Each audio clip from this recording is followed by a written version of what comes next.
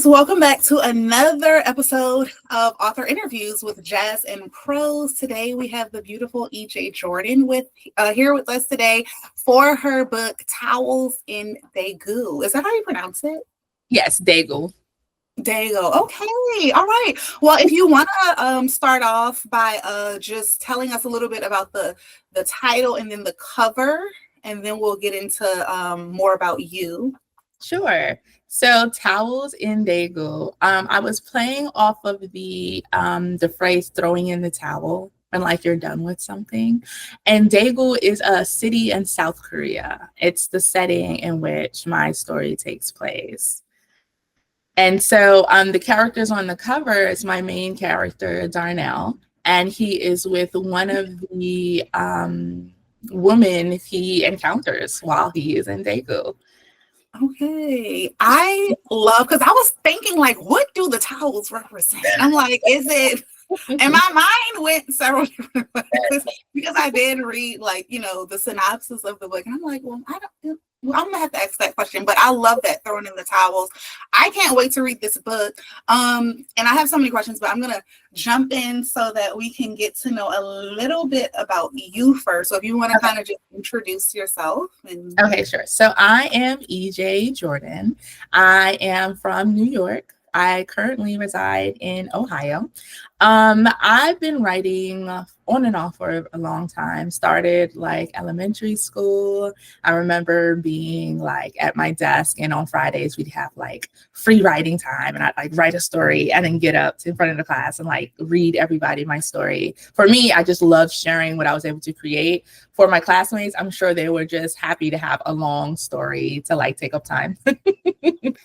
And then that kind of morphed like in high school to like writing poetry. At that time I used to love 106 in Park, you said the Freestyle Fridays. So that was the whole era I was in. And then as I got a little bit older and I went to college, I studied, creative writing, took poetry classes. And it kind of morphed from there. And I was like, maybe I want to stick with this type of writing. Yeah. I love that. And I'm definitely from the 106 in Park era as well. I still have like VHS recordings. That's kind of why all the Freestyle Fridays. I used to record them all. But was it when AJ and Free were there? Yep, AJ and Free. Okay, I literally like the episode when they cried when they left. Oh my God. Yeah, that's era as well. Yes. Okay. I love that. So let's go into the book specific questions. Okay. So yeah, Towels in Daegu. Go ahead and just give us a rundown of what it's about. Okay. So Darnell Harris, he is a very attractive Black American, and he is in South Korea and he's teaching. He's in Daegu, the city. And I was really just trying to capture like some of the many nuances that you can encounter when you live overseas. And one of the most like obvious nuance is like dating. Like, what is dating like? What is it like for a Black male who's attractive, who has a good job, everyone loves him? Like, what does that look like? And so it's about me exploring what those options can look like for Black males overseas. And I do that with my character, Darnell. Yeah, and so what about me? I tell Eric, I'm a teacher, and I have a teacher friend, and he said one of his options, he was gonna go to I don't know which part. It was an Asian country. I don't remember which one, but he's a male as well, bachelor. So when I heard this, I was like, oh my God, this is probably what it's like. What it been like had he gone? But I think when he was gone, it was like COVID, so he didn't go. Okay. But as a teacher, I've heard other teachers say like, they have wanted to explore that option of teaching out of country English because it's a very good option. And then, but it is very intriguing to me of what that looks like you said, for the Americans, specifically Black Americans who go abroad and teach, but when they're off the clock, what happens, so it's very interesting. Okay. So your inspiration though, because you used to teach. Yeah. So I used to live overseas. So what happened was, well, what started this whole thing for real was before leaving for South Korea, I used to work for a judge. But then they just moving stuff around in the company and I got laid off and I was really upset about it. And I was like, and I had just graduated and I was like, and I just kind of turned that frustration into writing. And I started writing about a group of friends who graduated college and they kind of just felt like they didn't know what to do next. And it's like that journey after graduation when they're figuring themselves out. So then I only got halfway through and I stopped writing that because I ended up going overseas.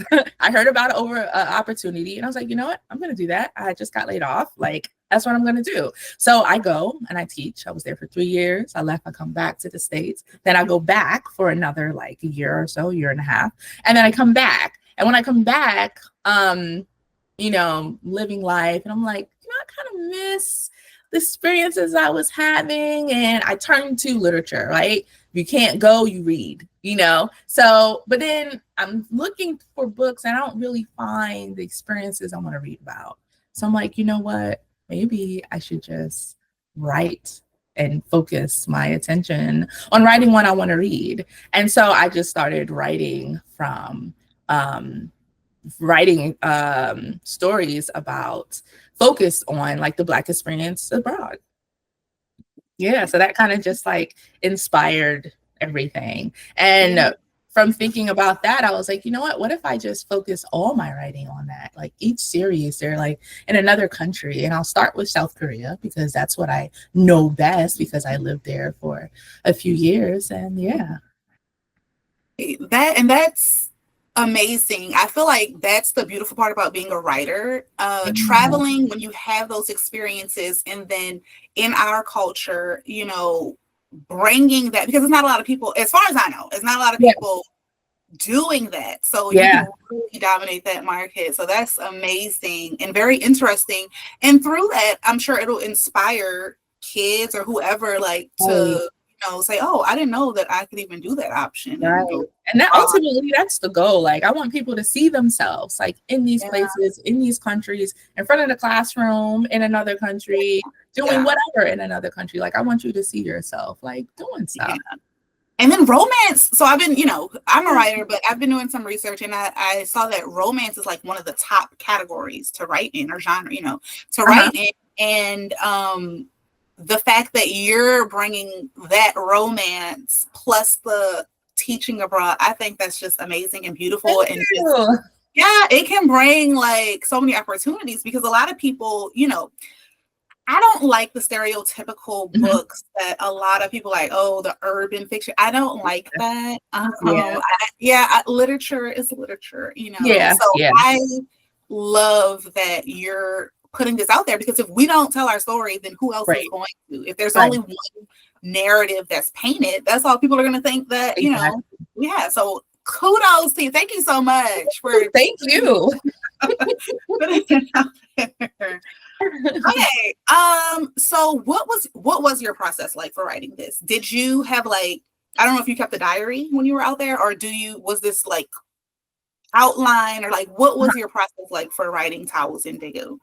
So I do keep diaries. I have travel diaries and all of that, but I did not, go to them at all. It was pure imagination, but I love structure. So what I learned after writing, backtrack. Towels in Daegu is actually not, it was my debut novel that I finished, but Towels in Daegu actually wasn't the first one that I wrote. That's just the one that I published. So after that, writing the other one, that's not out yet, I learned with Towels in Daegu just some stuff that I picked up along the way to make things easier. And so for me, I started off with a log line, which is that one sentence that's on the front of the cover or like an elevator pitch. I started off with that, partly to convince myself, selling the book to myself, does it still sound good? Okay, keep writing. Because you're going to hit writer's block and stuff. I need to convince myself, keep going, you're doing good. So I start off with the elevator pitch. And then from there, I write a query letter to myself. since I'm no longer trying to find an agent and stuff, I write a query letter to myself. And then from the query letter, I write a 2-page synopsis. And all of that is to keep me on track as I'm writing. So like if somebody picks up my book and they're like, oh, this says a romance, but it's not a romance, like it keeps me on track. And I know like, nope, you're supposed to be writing this, like stay here, stay within these guidelines. So I do all of that. And then after I do my 2-page synopsis, then I go in and I write my chapter outline. And my chapter outline tells me what exactly goes in what chapter, what theme should be there. Make sure, you know, you have your metaphors, your similes. This is the thread you're keeping with. And yeah, literally everything is there. So when I sit down and write, I know what I'm doing, and it's easier for me to pour it out. That's an amazing process. Now, did you already have the end in mind when you started, or did it come gradually? That comes out when I'm writing a synopsis, because my synopsis literally is what's happening from beginning to end in 2 pages. Okay, so you already know, like, there's no room for, you know what? No. Okay. Yeah. And I'm more, I haven't written my first novel yet. Okay. I've done like short stories, nonfiction. Okay. And I'm a reading teacher, so I'm literally dealing with literature all day. But for me, I don't have the end yet, and I've been working on this book for maybe. Really? Yeah, I kind of let my characters decide, and I just don't know yet how I always admire you guys that can do that. Like you just let your characters like grow and just morph into what they morph into. Yeah, and it's weird, and I'm just like, I don't know, but I need to finish it up. I created a timeline for myself and signed up for like a what is it called, like a book festival, which is in October. So I really gotta. Oh, that's a good way to. Yeah, you can do it. Thank you so much. Okay, what was the biggest lesson that you learned while publishing this book? Publishing the book. So I originally tried the traditional publishing way. You know, you got to look for agents and you write the query letter and you send it in and you wait. I initially tried that way. And I tried that way with the first book. It got 2 requests for full manuscripts. They ultimately did not decide to take it. And after that happened, I was like, okay, no worries. I'm just going to keep on writing. So Towels and Daegu. And then I did the same thing, sent out even more query letters and didn't hear anything back. And it was the same thing. I was like, all right, I'm just gonna keep on writing. But I was like, you know what? Wait, because how many completed novels am I gonna have just sitting here waiting for somebody to tell me that they think it's good enough? I was like, you know, and I understand that they take what they know they can sell because they're not making money until you make money. But I also understand that what I'm writing in specifically, I haven't come across it. So I know the hesitation on their part. It's like, we don't know if anybody's going to read this because we don't see this. Like, I get that. So I had to make a decision. Like, am I going to wait around or am I going to just go ahead and do this myself? And that boiled down to me asking me, what am I writing for? Who am I writing for? Am I writing for them? Am I writing for me? And when I sat down and thought about it, I was like, no, I started writing because I wanted to read about what I was writing and I didn't find it, which is why I'm writing. So I said, yeah, all right, I have to do it this way. And so it taught me, like, you know, you might not have people that see the vision, you know, initially, and that's okay as long as you see it. And everything ultimately is a test, because what if I just stopped writing? What if I just let that, like, you know, kill any future aspirations or anything like that? I probably, you know, wouldn't be here today. And I feel proud. Like, I feel just as proud as I probably would have gotten a call from one of the agents like, hey, we want to take you. You know what I'm saying? Because I put in so much work with, you know, designing the cover myself and having to learn how to format and do all of these things. That makes me proud that I did it despite the no. I made a yes out of a no. So absolutely. I think it's really, as a creative person, I think it's really fun. I love the process of idea to, you know, concept to just publishing. So I think it's fun. I have not traditionally published yet. I'm going to try with the one I've been working on for 10 years. But even if I and that one, I actually went to New York to drop off the query letter to a person that I wanted. Wow. Really, I love New York. So I was like, oh, it'll get there quicker if I mail it from you. So I did that, and she turned me down. I was like, whatever, it's fine. I don't care. I'm still so, but I'm gonna try. But even if I don't, I'm definitely still self-publish it because I've self-published all my other ones. But yeah. Okay, but yeah, you try throw a few out there and see, you know. Yeah, I'm gonna see. I really want Tyler Perry to turn it into a movie or a series. So I'm gonna see. That's my goal. I would love. That's like my goal. But even if not, we'll see. Into existence.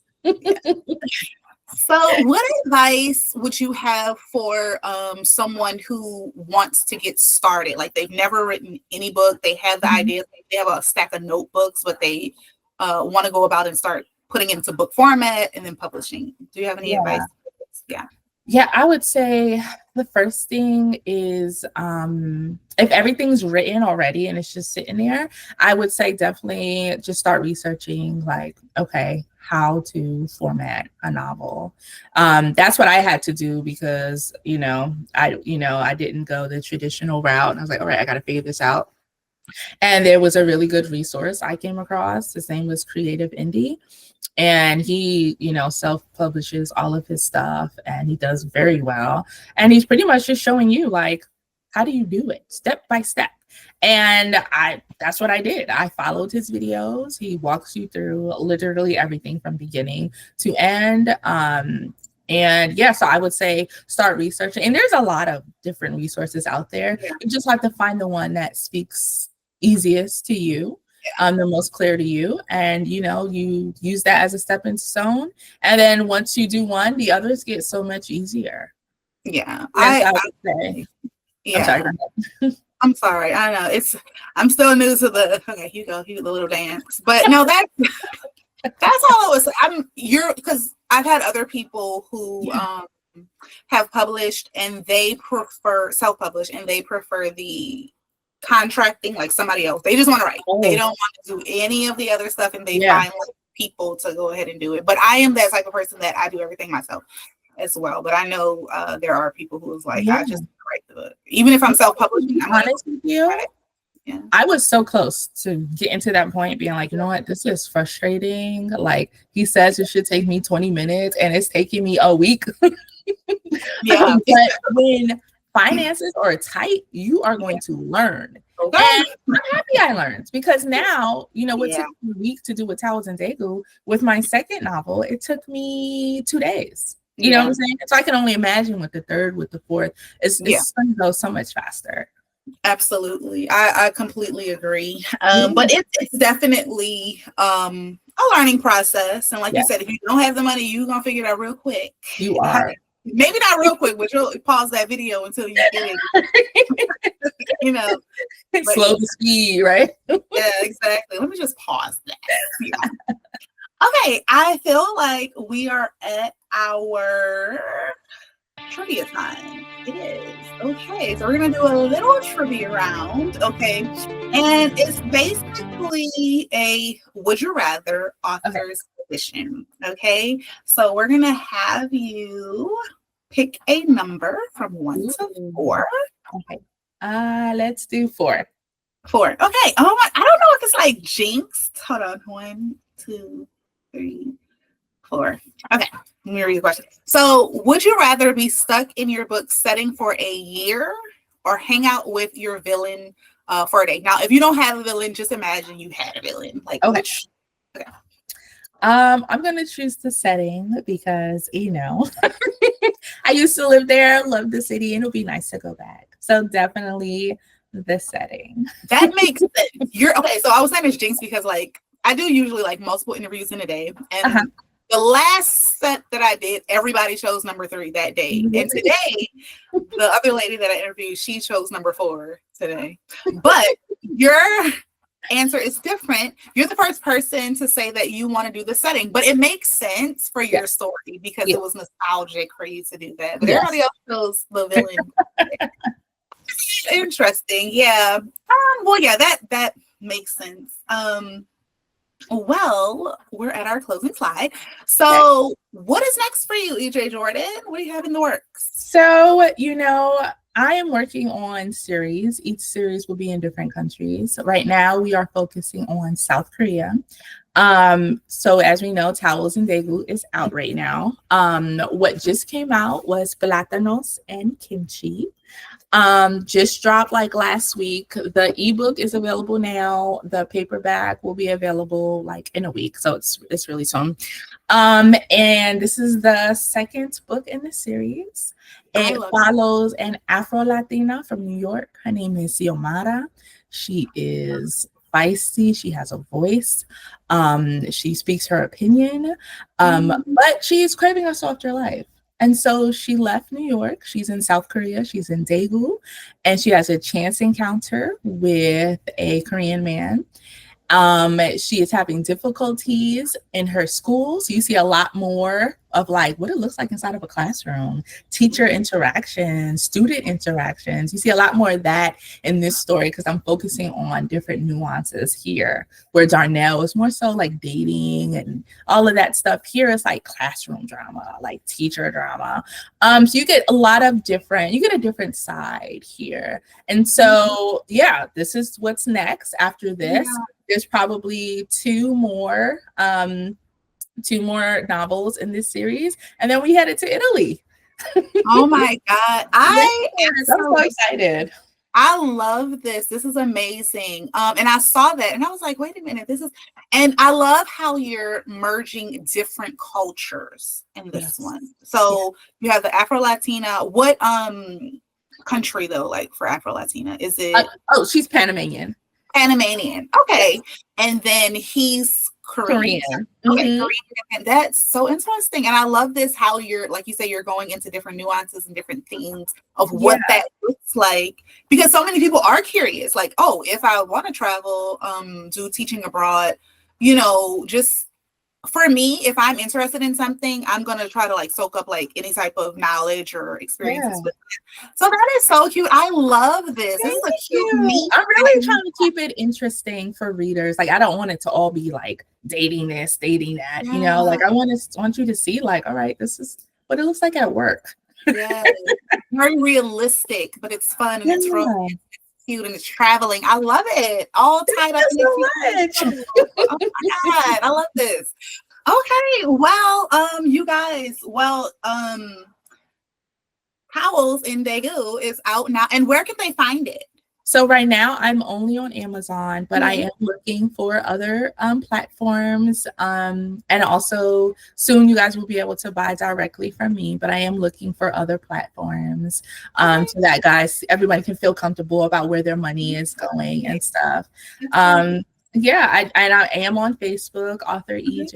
I have a very active newsletter that I put out every week. Yeah, and it's travel themed. It's so cool. I have so much fun with it. So you guys should definitely sign up. You can find everything on my Instagram, EJ Jordan, Facebook, author EJ. I'm on Blue Sky and also on Twitter. Hey, oh my God. Well, thank you so much for having me. Us here at Jazz and Prose. We are super excited to check out both of your novels, guys. Go and get that. This is definitely eye-opening. If you've ever thought about traveling, if you ever thought about teaching abroad, if you ever thought about just wanting to see that Black romance and love, okay, EJ Jordan is your girl. Okay. So thank you so much. Come back anytime, and we just thank you for coming by and discussing your book. Thank you so much for your platform, really giving us an opportunity to speak about ourselves. We appreciate it. Absolutely. Well, thank you guys for watching. Tune into our next author interview. We'll see you next time. Bye. Okay.